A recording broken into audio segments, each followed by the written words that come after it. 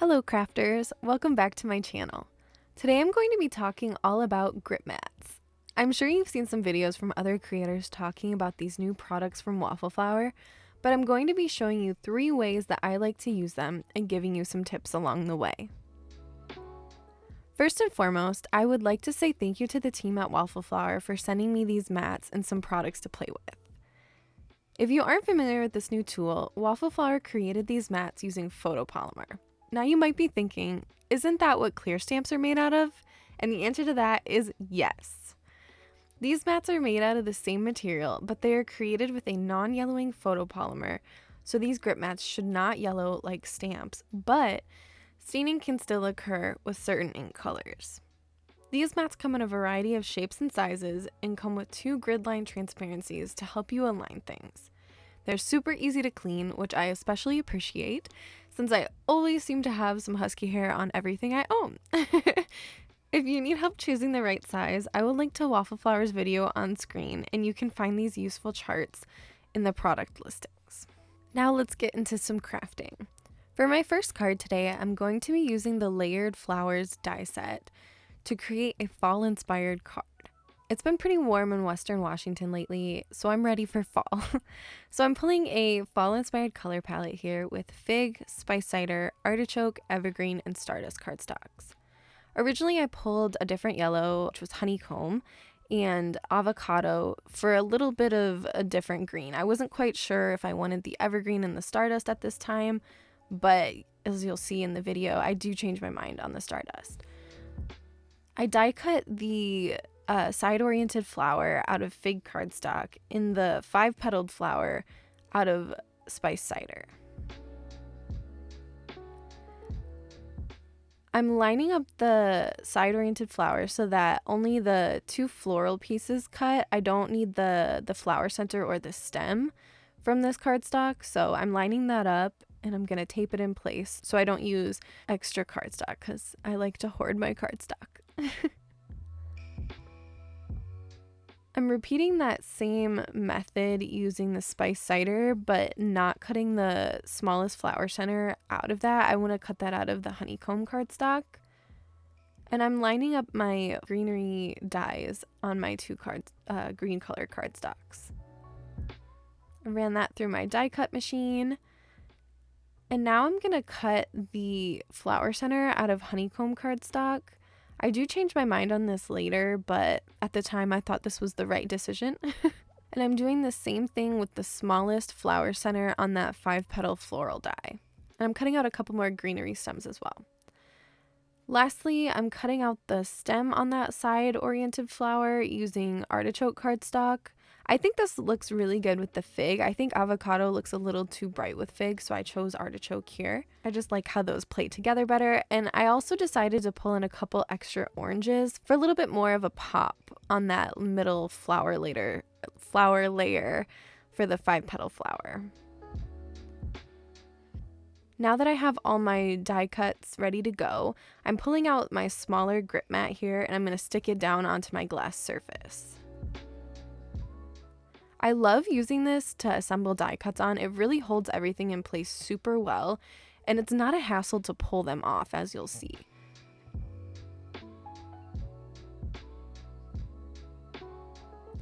So I wanted the back portion of the side-oriented flower to be a little bit of a darker shade for some natural shading and dimension. So I'm taking my fig ink cube and I'm stamping it over the part that would be seen behind the front petal. So this will allow me to get a shade darker to this cardstock so that it still looks the same as the front petal, just a little bit deeper. So I'm going to put that to the side and let that dry, and I'm going to get going on assembling the 5-petal flower. I love how this one is looking. It kind of reminds me of a marigold here with these different oranges and yellow. And at this time, I decided that I wanted a flower center in it, so I chose stardust cardstock for that. So now I'm going to glue those layers together.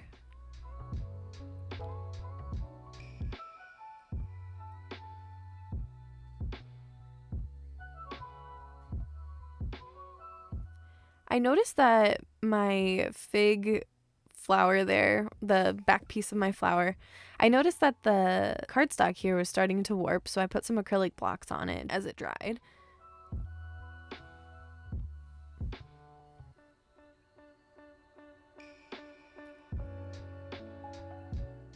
I've got my layers built up and I'm adding that Stardust center. I think Stardust was perfect here. It adds some gradient love and some oranges and yellows. So I popped that off my grip mat and I'm going to start assembling my purple flower here. I love that little bit of dimension that darker back portion adds here. This is the time that I decided I wanted that Stardust flower center a little bit more. I think it looked better than the honeycomb. The honeycomb was a little bit too bright, and this adds a little bit more of that moody fall vibe, I guess. I don't know. I just liked it more. And so I'm adding a little bit of dimension here just so that it would look like that front flower petal was kind of adding some shading to that flower center. And there you can kind of see it's a little bit subtle, but I like it. I think it adds a nice amount of detail. And again, to clean off a grip mat, all that I've done so far is just spray it with water and wipe it with a microfiber cloth. It works perfectly, it dries back, and the stick returns. So now I'm gluing down my flower center and assembling my purple flower.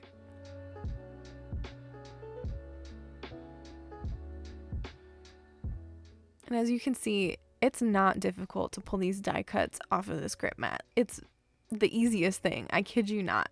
You just have to kind of get your nail or your finger underneath the edge of it and it just pops up.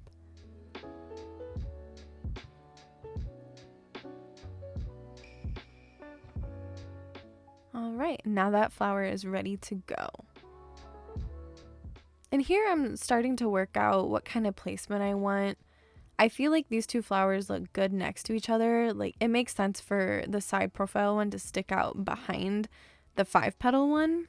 I don't know, it just feels natural. At this point, I decided that I wanted to make this card a high card, so I pulled out the oversized Hey Hi Hello die set and pulled out the high. And I also pulled out the quilted zigzag card front die, and I die cut that out of some plain white cardstock. I'm repositioning my grip mat here, and as you can see, it's really easy to do. My tip is to roll it up kind of like a burrito, like you're folding the side in and rolling it. Because I notice if you pull too hard in one corner, like you're just kind of pulling it off, it can lead to a little bit of stretching in the corners. One of the corners on this grip mat is a little bit stretched, but it doesn't bother me. It doesn't affect the product in any way. Learn from my tiny mistake and just remove it as you see me doing so.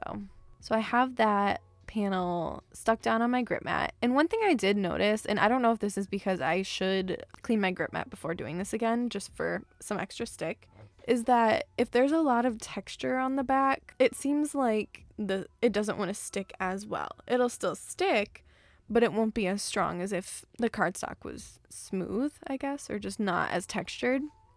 So here I'm just showing you how I tend to build my floral arrangements.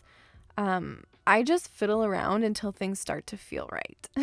I have no tips other than that. I die cut the high out of some matte gold cardstock, and I decided to change my mind on the background, and I ended up embossing some plain white cardstock with the tiny dot stencil using my Platinum 6. And I wanted a darker flower center on that 4-petal Stardust flower, so I ended up stamping some Stardust ink on Stardust cardstock to get a darker shade.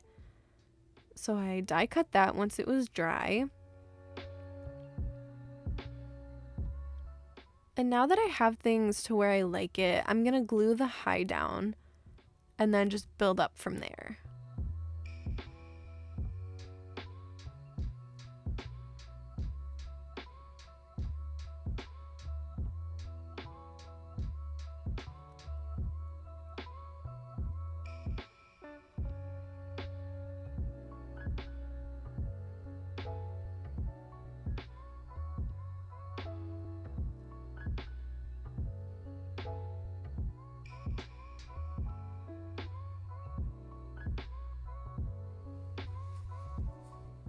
So I started to sneak some glue back behind the leaves just to get them to stick in place.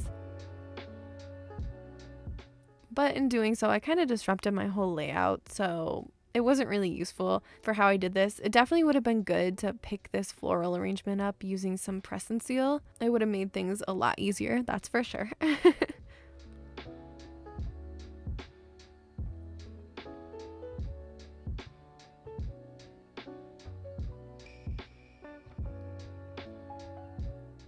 And I stuck the fig flower down, and this is when I realized that I needed a little bit of support on the other side of the flower, since one part of it is resting on the high that was triple stacked.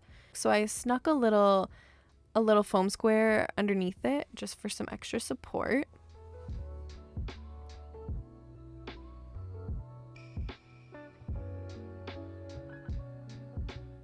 And I decided to add those longer greenery pieces there. They kind of remind me of eucalyptus. I ended up trimming them down a little bit just to get them to kind of fit the composition a little bit more. And then once I was happy with where they were placed, I glued them down.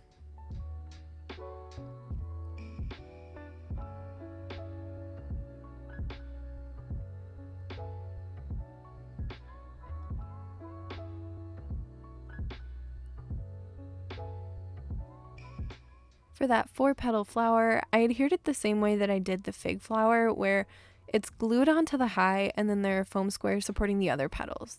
I popped most of the 5-petal flower up on foam squares as well, and then I added glue to where it makes contact with the high. And I stuck that down. I wasn't sure if I wanted to add these little flowers to the composition just to fill it out a little bit, but I ended up deciding not to. So this is what I ended up with.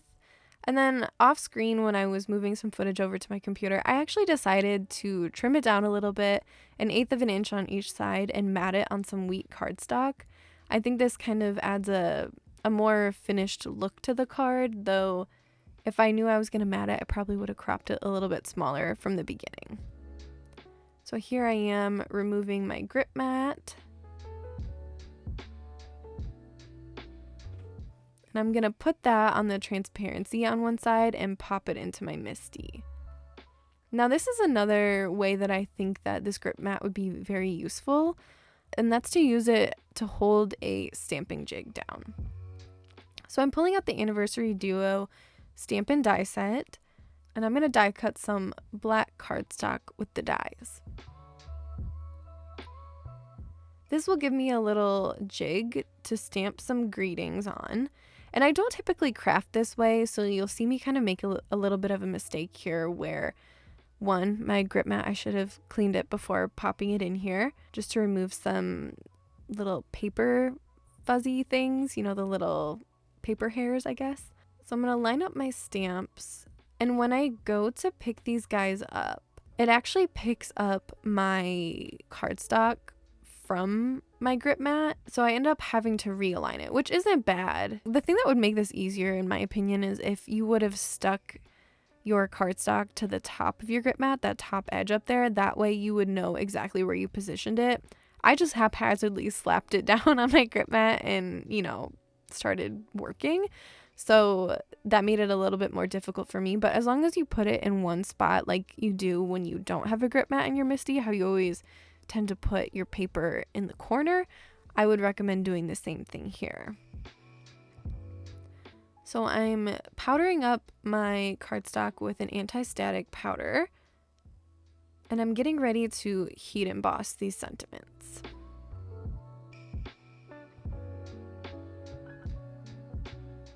So I'm going to powder those up with some alabaster embossing powder from Brutus Monroe.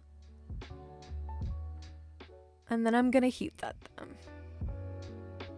And then because my embossing wasn't perfect in some spots, because I'd used these stamps last year and I never cleaned the embossing powder or the embossing ink off of it, I just filled in those gaps with some white gel pen. So now I'm going to emboss some more greetings here. And this time I have a piece of cardstock stuck to the whole grip mat, and I had cleaned the grip mat prior to doing this, just to restore that stick a little bit. So I'm pulling out the Essential Celebrations Stampin' Die set, And I'm just lining up some greetings that I think would be good to have ready to go in my stash. So I'm going to emboss that again the same way I just did using alabaster embossing powder. So I'm going to rub my finger on the stamps to prime them since I haven't used this stamp set before.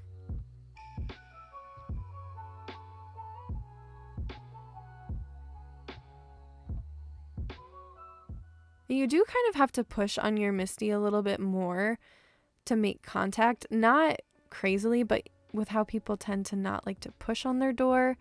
In case you thicken the lines of whatever you're stamping, I find you have to push a little bit because there is a little bit of give stamping into that grip mat. And you can use this without a transparency on the back of it. I have one on it just because I wasn't sure if I was going to be moving this out of my Misty again to use it. So I just have it in place using a magnet. And I'm going to clean up any embossing powder sitting around my greetings using my detail brush. And I'm going to heat set my greetings. I'm going to line up the coordinating dies. There is a coordinating die for that Happy Holidays greeting. I just misplaced it, so I decided just to move on with the video. I was having one of those days. So I ran that through my die cut machine, and now I have some greetings ready to go. Now on to the final card, and I absolutely love how this one turned out. I'm pulling out my larger grip mat, the 6.5 by 8.5 inch one here, and I'm getting ready to stick this onto my surface. I have the Paw Print Stencil Duo, and I'm checking just to make sure that this layout works. This is the way that I want to stencil today, and I just wanted to make sure it fit before I stuck the grip mat down. And it will be a little bit of a fight to pull off one of your grip mat acetate overlay cover things, as you see here. But once you get that first one off, the second one comes off super easily. And I'm sticking down a 4.25 by 5.5 inch piece of sea glass cardstock. I'm lining up that first paw print stencil and really pushing around the outer edge of it to make sure it makes contact with the grip mat.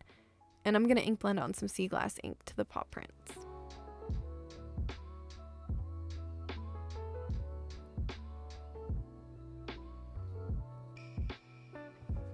All right, so I'm going to pull off that first stencil. So I'm sticking down the second stencil here, really pressing those edges so that it makes contact with the grip mat. And I'm pulling out some white pigment ink from Concord and 9th and blending that on.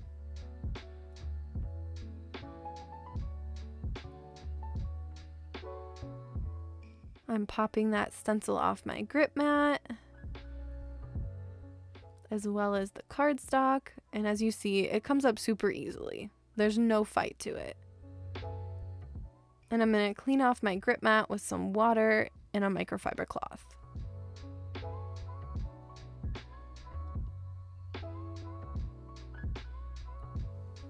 So I pulled out the Paw Print Die, and I decided on making a shaker.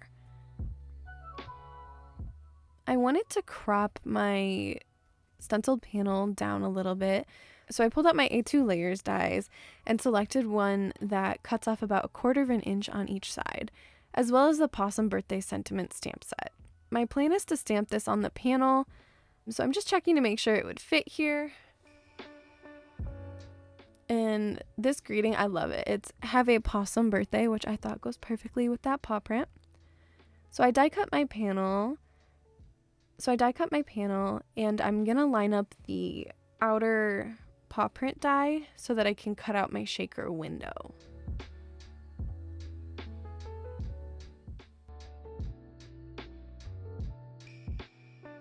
With that die cut, I'm going to put a piece of acetate behind it, which I cut this down to, I believe it was 3.5 by 3.5. And I'm going to adhere that to the back of the card with some liquid glue.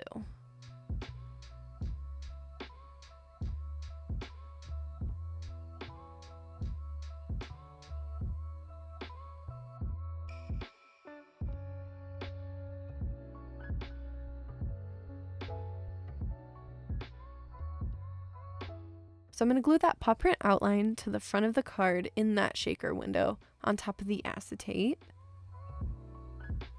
And now that I've got something heavy making contact with my card front while it dries, I'm going to peel up my grip mat. I'm going to put that back on the carrier acetate sheet just to make sure that I get as little dog hair on it as possible. And I'm going to pull out some 1/8 inch thick foam strips from Waffle Flower. I love these foam strips. It really makes making shaker wells easy since it's super thin and easy to kind of bend into place. And I ended up deciding to make this a 3-well shaker because I didn't want all the fill to fall into the bottom portion of the paw print. So I divided the toes into 2 sections. And then I'm going to cover the rest of the back of my card front in foam. Some might call this over adhesing. I just might agree because it looks a little ridiculous. But I really wanted to make sure that the card would stand up. It wouldn't get squished or be weird or have a saggy middle or anything like that. All right, now with that ready to go, we're going to fill it up. So I'm first going to run my anti-static powder tool around the edges. I noticed that the little stars that I was putting into the shaker wells, they kind of were really staticky. So I'm putting some little iridescent stars and some iridescent cup sequins. I got the cup sequins at a local craft store, I think about 2 years ago. So I'm not sure if they're sold anywhere, but if I can find them, I will link to them on my blog. So I'm filling up the shaker wells, and one thing that I always kind of tell myself is when I think I have enough, add a little bit more. Because I always tend to be a little bit conservative with the shaker fill because I don't want it to be too crazy, but I don't want to go too low where it's, there isn't enough coverage and it looks kind of bare. So it looks a little ridiculous and overfilled, but it ends up being just right.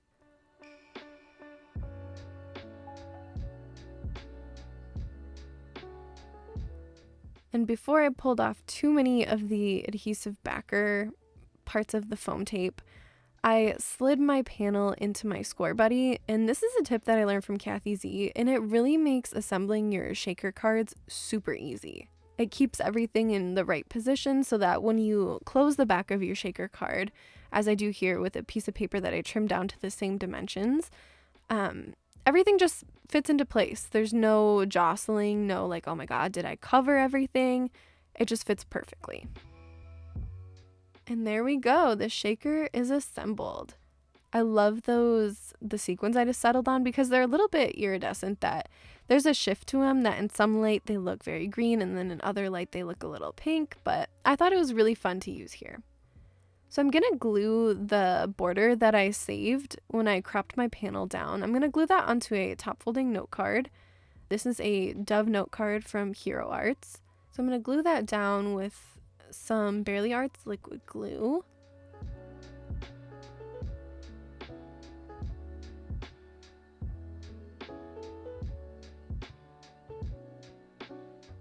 And after I made sure it was in the right position, I stuck it down.